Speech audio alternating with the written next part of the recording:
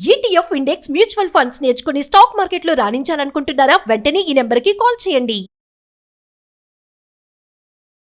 నమస్తే, welcome back to Suman T. Present మనతో పాటు ఉన్నారు life coach and marriage counsellor Vasudhara garu. మేడంతో మాట్లాడండి. నమస్తే మ్యామ్. నమస్తే నవీన. నాదొక డౌట్ ఏంటంటే, ఇప్పుడు భార్య భర్తను అనుమానించవచ్చు, కానీ అదే భర్త భార్యని అనుమానిస్తే అది చాలా ఘోరము, ఇంకా అది చాలా దూరం వెళ్ళిపోతుంది అనే ఒక టాక్ అయితే ఉంది. అది కరెక్టే అంటారు? అసలు భర్త అనేవాడు భార్యను అనుమానిస్తే ఇంకా అక్కడికి ఆ రిలేషన్ అనేది కట్ అయిపోతుంది అని కొన్ని సినిమాల్లో కూడా చూసాం. కొంతవరకు ఇది నిజమేనండి. ఇప్పుడు భార్య భర్తని అనుమానిస్తుంది అని అంటే స్టిల్ ఆవిడ గొడవ చేస్తుంది, ఇంకేదో చెప్తుంది, ఇంకేదో మాట్లాడి ట్రై చేస్తుంది, అతన్ని వెనక్కి తీసుకొద్దామని చూస్తుంది. అలా చూసినంతసేపు అదాన్ని ప్రేమగా కన్సర్న్గానే తీసుకోవాలండి. అదే ఒక భర్త అనుమానించాడు అనుకోండి, అతను ఇవన్నీ చేయడు. ఇప్పటి వరకైతే నేను చూడలేదు. అంటే ఇంకా ఒకే షార్ట్ అనమాట, ఇక అనుమానిస్తే అంతే. అనుమానించటం అనే కాదు, ఇట్ ఈస్ లైక్ తను అలాగ జరిగిపోయింది ఒకటి అని అనిపించినప్పుడు హీ విల్ సైలెంట్లీ లీవ్. తీసుకోలేడు. దానికి మన ప్యాట్రియార్కల్ భావాలు అయి ఉండొచ్చు, ఇంకా వేరే మేలిగోయిన కారణాలు అయి ఉండొచ్చు. కాకపోతే ఏంటంటే, ఎప్పుడైతే పొరపాటు జరిగింది, అఫైర్ వచ్చింది అని అన్నప్పుడు భార్యలు గొడవ చేస్తారు, సరి చేసుకునే ప్రయత్నం చేస్తారు. కొందరు ఇంకా లోతుకెళ్ళి అసలు ఎందుకు జరిగింది ఇలాగా, మనం ముందుకెళ్ళి కౌన్సిలర్లు, ఇప్పుడు నా దగ్గరికి చాలా మంది వస్తారు, ముందుకెళ్ళి అసలు ఇది రావటానికి గల కారణాలు ఏమిటి, ఎక్కడ పొరపాటు జరిగింది. పొరపాటు ఏ ఒక్కరి వల్ల జరగదండి. పొరపాటులో ఇద్దరి భాగస్వామ్యం ఉండే ఉంటది ఖచ్చితంగా.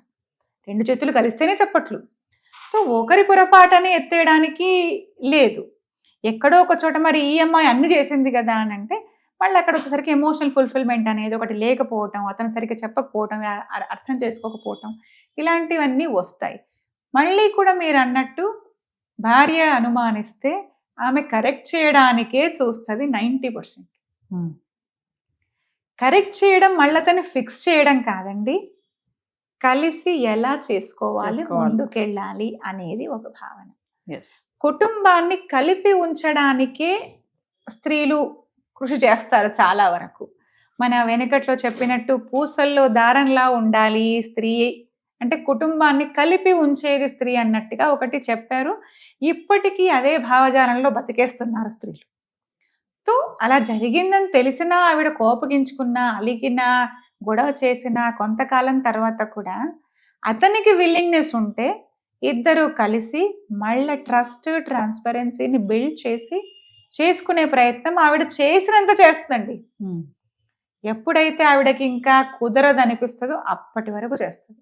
అతని విషయంలో అలా ఉండదు, చాలా వరకు అలా ఉండదు. ఉన్నారా కొంత అంటే కొంచెం ఉండవచ్చు, కానీ చాలా వరకు when he comes to know his wife is having an affair, అది అక్కడికి కట్ అయ్యే ఛాన్స్లే ఎక్కువ.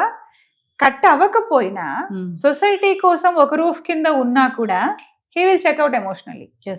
అతను వేరే ఆప్షన్స్ చూసుకుంటాడు. ఎమోషనల్ గా హీ వోంట్ ప్రెజెంట్ దేర్. ఇక్కడ ఉండలేడు అంతే, సొసైటీ కోసం ఉంటాడు అంతే. కానీ అదే భార్య అయితే మేడం, ఒక హస్బెండ్ కి రిలేషన్షిప్ ఉందని తెలిసినా కూడా కొంతమంది ఉన్నారు భార్యలు అడ్జస్ట్ అయిపోతారు, ఇంకా పిల్లల కోసమో ఫ్యామిలీ కోసమో, సర్లే సెట్ అవుతాడులే, మారతాడులే అనేసి చాలా మంది ఉన్నారు. అలాంటి వైఫ్స్ కూడా ఉన్నారు. కానీ ఎందుకు హస్బెండ్ ఎందుకు అలా ఆలోచించడు? ఎందుకంటే మొదటి నుంచి కూడా తరాల నుంచి అమ్మాయిలకు చెప్పింది ఏమిటి, మీరే అడ్జస్ట్ అవ్వండి. అతను మొగాడు. ఇంకో కొన్ని చెప్పాలంటే చాలా అసహ్యమైన సామెతలు అన్నమాట. ఆడది తిరిగి చెడుతుంది, మగాడు తిరక్క చెడతాడు. అంటే తిరగటం, చెడిపోవటం అనేది వాడి జన్మ హక్కు అన్నట్టుగా చెప్పారనమాట. అంటే దీన్ని నార్మలైజ్ చేసింది సొసైటీనే. సో ఆవిడ ఏం చేస్తుంది, దాన్ని నార్మలైజ్ చేసిండ్రు కాబట్టి అతను ఎలా చేసినా ఏం చేసినా సర్దుకుపోవాలి అనుకునేది ఆవిడ అనుకుంటుంది. కానీ ఇక్కడ జరుగుతున్న పొరపాటు ఏమిటి అంటే, నిన్ననే పెట్టా నేను ఒక రీల్, మీరు ఏమైతే భరిస్తారో మీరు దాన్ని మీ తరువాతి తరానికి నార్మలైజ్ చేస్తున్నారు. ఒకవేళ భర్త ఇలా అఫైర్లు పెడుతున్నాడు, అఫైర్లు చేస్తున్నాడు, అబ్యూస్ చేస్తున్నాడు, మీరు దాన్ని భరించి దాన్ని కంటిన్యూ చేయనిస్తే, అవకాశం ఇస్తే అతనికి, మీ కొడుక్కి మీరు ఇది నార్మల్ అని చెప్తున్నారు. మీ కూతురికి కూడా ఇదే మీరు నార్మల్ అని చెప్తున్నారు. అంటే ఆమెకు భరించమని చెప్తున్నారు, వాడికి ఏం చెప్తున్నారు మీరు? You are entitled to do all these nonsense అని చెప్తున్నారు. ఇక్కడ చూస్తే మేడం కొంచెం పలుకుబడి ఉన్న వాళ్ళు చాలా మంది ఈ ఎఫ్ఐఎస్ కానీ ఇలాంటి మెయింటైన్ చేస్తా ఉంటారు. ఈ విషయం భార్యకి తెలిసి ఇంట్లో మళ్ళీ ఆమెను బాగానే చూసుకుంటారు, అసలు సూపర్ అన్నాడు, మామూలుగా కాదు, బంగారం విషయంలో కానీ ఇంట్లో వస్తువుల విషయంలో కానీ మంచి హైఫై పైన పెడతాడు ఆమెని, కానీ హీజ్ ఆన్ అఫైర్. అది మాకు తెలుసు, అంటే తెచ్చి అన్ని ఇస్తున్నాడు కదా పర్వాలేదు అని అడ్జస్ట్ అయిపోయే వాళ్ళు కూడా ఉంటారు. ఏదో ఒకటి వెళ్తే వెళ్ళని ఎక్కడికైనా పోనీ, నాకు అన్ని చేస్తున్నాడు కదా, నాకేం తక్కువ చేస్తున్నాడు అనుకునే వాళ్ళు ఉంటారు. ఇంకో కేటగిరీ ఏంటంటే సర్లే మారి వస్తాడు, ఇందాక నేను అన్నట్టుగా మారి వస్తాడు అనే కేటగిరీ కూడా ఉంటారు.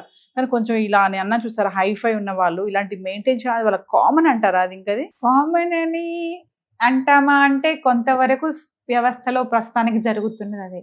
పవర్ఫుల్ పీపుల్ చేస్తున్నారు అది. మొన్న ఒకటి వచ్చింది కదా, దాంట్లో కూడా అతను పెద్ద CEO, తన సొంత సెక్రటరీతో అతనికి అఫేర్. అలాంటి మూమెంట్స్ చూసి ఆ వైఫ్కి ఎంత నొప్పి ఉంటుంది. అవి క్యాచ్ చేసిన వాళ్ళు మనం పట్టేసాము, చూపించేసాము, అది ఇది ఇదంతా. ఆమె పార్ట్నర్ కానీ, మేబీ హస్బెండ్ కానీ, అతని వైఫ్ కానీ, how painful it is for them to see all those. ఇంకొక విషయానికి వస్తే మీరు అన్నట్టు నాకు అన్ని చేస్తున్నాడు కదా అని అనుకున్నప్పుడు ఒక మాట, ప్రేమ గౌరవం ఈ భార్యకి ఆ భర్త మీద ఉంటుందా? ఆ భార్యకి ఆ భర్తకి ఈ భర్త మీద, ఈ భార్య మీద ఉందా? అవి ఉన్న చోట ఇలాంటివి జరగవండి. ప్రేమ గౌరవం ఉన్న చోట ఇంటిగ్రిటీ ఖచ్చితంగా ఉండి తీరుతుంది.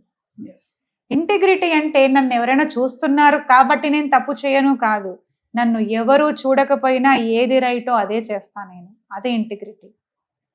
తప్పు నన్ను ఎవరు చూడట్లేదు కదా, నాకు ఛాన్స్ దొరికింది చేసేస్తా, వాడు చేస్తున్నాడు వీడు చేస్తున్నాడు నేను చేసి తప్పేంటి, అది ఇంటిగ్రిటీ కాదండి.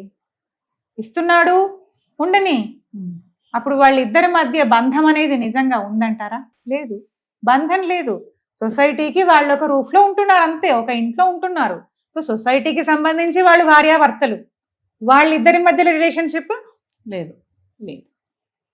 ఇంకా జరుగుతున్న పొరపాటు ఏమిటి అని అంటే, వీళ్ళు ఇలా ఉంటే ఇది ఒక డిస్ఫంక్షనల్ ఫ్యామిలీ, ఇది ప్యాటర్న్, ఇది కొనసాగుతుంది, ఆ తర్వాత తరాలు కూడా కొనసాగుతుంది. ఇంతకుముందు నేను చెప్పినట్టు ఆవిడ ఊరుకుంటే ఊరుకోవడమే కరెక్ట్ ఏమో, ఆవిడ కూతురు నేర్చుకుంటుంది.